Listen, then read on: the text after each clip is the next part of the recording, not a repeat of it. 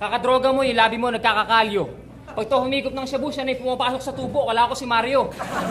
Nagigil pa nga habang sinasagutan yung crossword sa dyaryo. Kaya yung mga double meaning niya, parang Cavite to Davao, ang lalayo. Tapos, kung babae ang pag-uusapan, tingin mo, kung itsura pag-uusapan, tingin mo, papayag ako na pogi ka, ako hindi. Sabi ko, papayag ba ako na pogi ka? Ako hindi.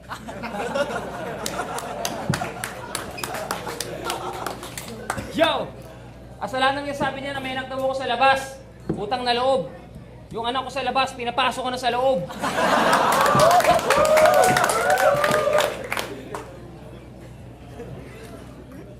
Ano nga pala, nagtataka ako. Yung girlfriend mo ba ay alipin mo? Kasi yung pinagtataka ko, humahalik siya sa paa mo.